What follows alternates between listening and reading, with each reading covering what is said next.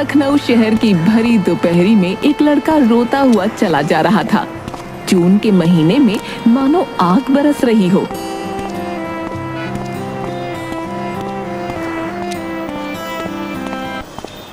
हे भगवान, मैं कहाँ जाऊं, क्या करूं?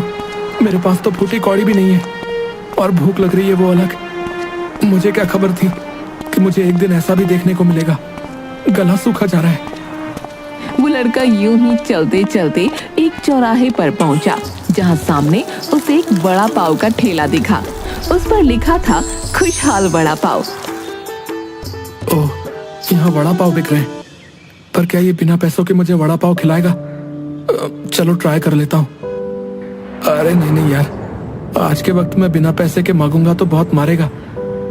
लेकिन करूं भी तो क्या करूं?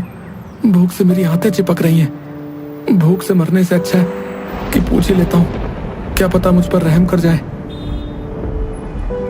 वो लड़का उस वड़ा पाव वाले के पास जाता है और कहता है, भैया, क्या आप मुझे एक वड़ा पाव खिला सकते हैं? हाँ, क्यों नहीं। पर मेरे पास पैसे नहीं है और मुझे बहुत तेज भूख लग रही है। आप मुझे आज खिला दीजिए, मैं कुछ टाइम में आपका पैसा लौटा दूंगा। चलो कोई बात नहीं, ये लो वड़ा पाव खा लो। देखने में तो किसी अच्छे घराने के लगते हो। थैंक यू सो मच खुशहाल जी, भगवान आपका भला करे। वो लड़का वहीं फुटपाथ पर बैठकर वड़ा पाव खाने लगा, पर वो रो रहा था। उसे रोता देखकर खुशहाल ने उससे पूछा, क्या बात है बेटा, रो क्यों रहे हो? क्या हुआ? और घर कहाँ है तुम्हारा?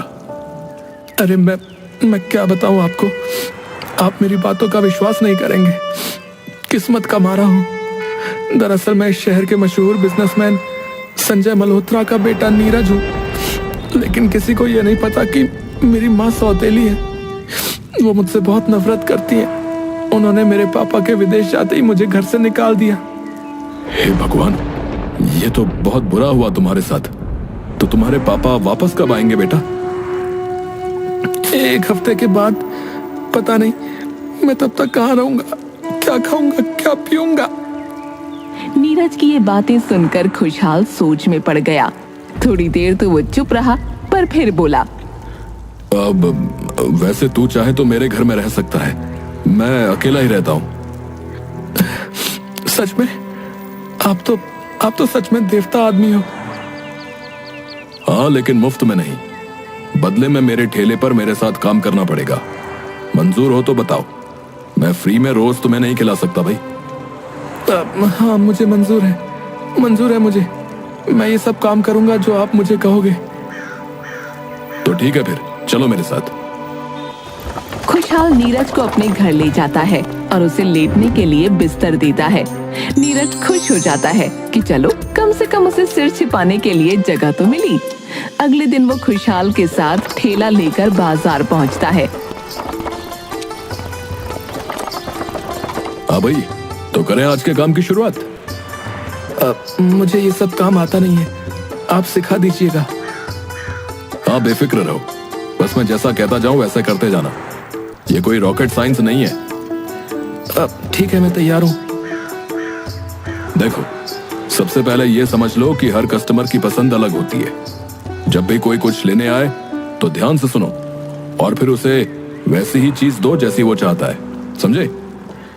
जी भैया, समझ गया। तभी एक कस्टमर ठेले पर आया और वड़ा पाव मांगने लगा। हाँ भाई, जल्दी से एक वड़ा पाव देना, बहुत भूख लग रही है यार। हाँ भैया, अभी देता हूँ।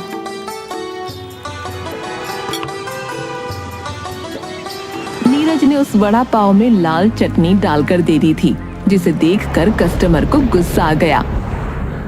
अबे यार, ये क्या डाल दिया यार, मुझे तो हरी चटनी चाहिए थी। अरे बेटा, एक बात याद रख, हमेशा कस्टमर से पूछकर ही चटनी डालनी चाहिए। मुझसे गलती हो गई, सॉरी भैया, मैं अभी सही कर देता हूँ। ठीक है, अब हरी चटनी डाल दो। अभी नए नए आए हो तभी, नहीं तो हमारे खुशहाल भाई तो कस्टमर को देखकर बता दें कि लाल चटनी खाएगा या हरी। क्यों खुशहाल भैया, सही कहा ना? है? हाँ भैया, ये लो। सॉरी, अभी आज पहला दिन है इसलिए गलती हो गई। नीरज को सबक मिल गया कि कस्टमर की बात ध्यान से सुननी चाहिए। वो समझ गया कि बड़ा पाव बनाने में छोटी छोटी बातें भी बहुत मायने रखती हैं। तभी सामने से ललित आया, जो खुशहाल का पुराना प्रतिद्वंद्वी था। ललित का भी बड़ा पाव का ठेला पास ही था, लेकिन उसका काम खुशहाल की तरह नहीं चलता था। इतना काम चलने लगा इस खुशहाल का भाई है? एक लड़का भी रख लिया? अच्छा जी खुशहाल भाई। अरे खुशहाल भाई, ये नया नौकर कब रखा भाई? ये कोई नौकर नहीं है, ये मेरा साथी है और ये संजय मल्होत्रा का बेटा है। जानते हो ना संजय मल्होत्रा, इस शहर के बड़े उद्योगपति हैं। क्या ये संजय मल्होत्रा का बेटा है? तो ये यहाँ क्या कर रहा है भाई? वड़ा पाव का कारोबार शुरू करने वाले हैं क्या मल्होत्रा जी हैं? हाँ, क्योंकि मेरी सौतेली माँ ने मुझे घर से निकाल दिया है, इसलिए अब मैं खुशहाल भैया के साथ काम कर रहा हूँ। अच्छा, तो बच के रहना भाई, ये खुशहाल तुम्हें बेचकर खा जाएगा। मुझे पता है तुम्हारा काम नहीं चलता है, इसलिए तुम खुशहाल भैया से जलते हो, पर इतने भी पागल न बनो कि कुछ भी बकने लगो। ललित वहां से जलन में भरा हुआ चला गया। 2-3 दिन बाद एक सुबह खुशहाल की तबीयत अचानक खराब हो गई। नीरज, आज मेरी तबीयत बिल्कुल ठीक नहीं है। आज तू ठेला अकेले लेकर चला जा। मुझे लगता है मैं आज बाजार नहीं जा पाऊंगा। और अच्छे से कस्टमर देखना, किसी को कोई शिकायत ना आए, समझे? अकेले भैया मैं कैसे कर पाऊंगा? अरे तूने सब कुछ सीख लिया है, मुझे तुझ पर पूरा यकीन है, तू कर लेगा। ठीक है भैया, मैं कोशिश करूंगा। नीरज ठेला लेकर बाजार चला गया और वड़ा पाव बेचने लगा। शाम तक खुशहाल उसकी वापसी का इंतजार करता रहा, लेकिन नीरज नहीं लौटा। जैसे तैसे रात हो गई। खुशहाल की बेचैनी धीरे धीरे शक में बदल गई।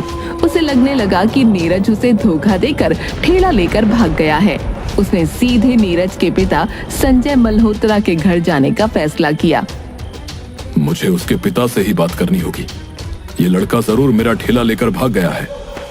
खुशहाल संजय मल्होत्रा के बड़े से घर के गेट पर पहुंचा, लेकिन वहां गार्ड उसे अंदर जाने से रोक रहा था। ओए, कहाँ जा रहे हो? ये कोई साधारण जगह नहीं है, यहाँ ऐसे नहीं जा सकते। मुझे संजय मल्होत्रा से मिलना है, ये बहुत जरूरी है। तुम जैसे लोग रोज आते हैं यहाँ पे, निकलो यहाँ से। अरे मैं भीख मांगने नहीं आया हूँ, उनका बेटा मेरे ठेले के साथ गायब हो गया है। अच्छा ठहरो, मैं अंदर बात करता हूँ। कुछ देर बाद गार्ड ने उसे अंदर जाने दिया। खुशहाल हॉल में पहुंचा, जहां संजय और उनकी पत्नी माया बैठे थे। हाँ बताइए, क्या बात है?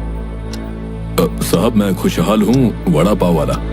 आपका बेटा नीरज मेरे पास कुछ दिनों से रह रहा था। आज वो मेरा ठेला लेकर भाग गया है। क्या? नीरज हमारा बेटा? जी हाँ, उसने मुझे बताया था कि उसकी सौतेली माँ ने उसे घर से निकाल दिया है। क्या बकवास कर रहे हो तुम? ये सरासर झूठ है। हम दोनों उसके सगे माँ बाप हैं। हाँ, हमने उसे बस डांट दिया था क्योंकि वो बहुत बिगड़ गया था, इसीलिए वो घर छोड़कर भाग गया। तो उसने मुझसे झूठ बोला। लेकिन साहब, वो मेरा ठेला लेकर भाग गया है। मुझे मेरे पैसे दे दीजिए, वरना मैं बर्बाद हो जाऊंगा साहब। ठीक है, कितने पैसे चाहिए? पूरे ठेले के 10,000 रुपए साहब। ये लो। और अगर नीरज मिलता है तो हमें जरूर बताना। जी जी जरूर साहब, धन्यवाद। खुशहाल पैसे लेकर वहां से चला गया, लेकिन अगली सुबह संजय के पास एक फोन आया। हमने तेरे बेटे को किडनैप कर लिया है। 1 करोड़ रुपए लेकर बंद पड़ी बिस्किट फैक्ट्री में पहुंच जा। क्या? किडनैप? कौन बोल रहे हो? मेरा नीरज कैसा है? और हाँ, पुलिस को खबर की तो बेटा गया, समझा ना? ज्यादा होशियारी की तो पछताएगा। ठीक है, हम आ रहे हैं। हमारे बेटे को कुछ मत करना। संजय और माया दोनों हैरान और डरे हुए थे। अब हम क्या करेंगे? पहले हमें खुशहाल के पास चलना चाहिए, शायद वो हमें कुछ और जानकारी दे सके। संजय ने फौरन गाड़ी निकाली और खुशहाल के ठेले पर पहुंचा। खुशहाल, नीरज किडनैप हो गया है। हमें अभी अभी फोन आया है। किडनैपर 1 करोड़ की फिरौती मांग रहा है। क्या? किडनैप? ये कैसे हो सकता है साहब? हमें सच में नहीं पता। प्लीज अगर तुम्हें कुछ पता है तो हमें बताओ। तुम उसके साथ रह रहे थे, क्या तुमने कुछ अजीब देखा था? हाँ, अगर तुम कुछ भी जानते हो तो बताओ, ताकि हम किडनैपर तक पहुंच सकें। खुशहाल थोड़ी देर चुप रहा, फिर कुछ सोचते हुए बोला, साहब, हो सकता है कि ये ललित का काम हो। कौन ललित? वो सामने वड़ा पाव वाला साहब, बहुत लालची आदमी है साहब।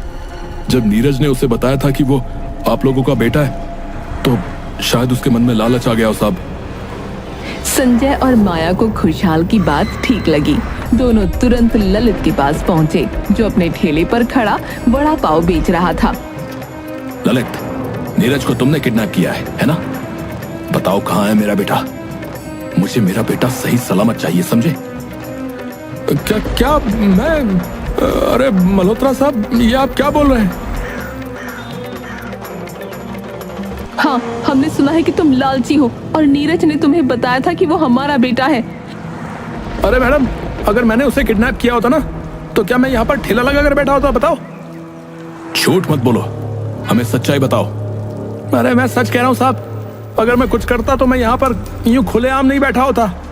आप मुझ पर इल्जाम लगा रहे हैं, लेकिन मेरे पास छिपाने के लिए कुछ नहीं है। बिना सबूत के उससे ज्यादा कुछ कह पाना मुश्किल था, इसलिए वो वहाँ से चुपचाप चले गए। संजय और माया अपने घर के ड्राइंग रूम में बैठे थे। रुपयों से भरा बैग उनके सामने रखा था।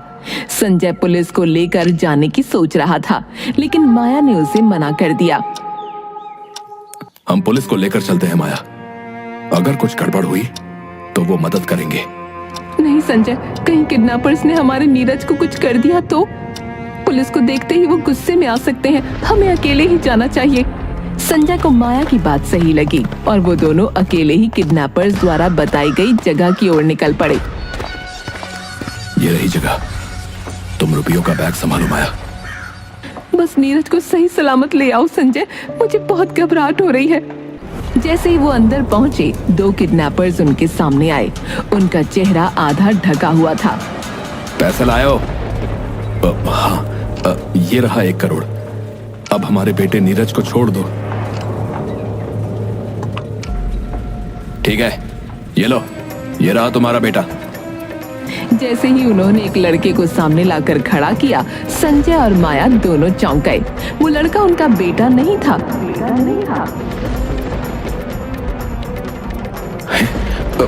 ये नीरज नहीं है। ये कौन है?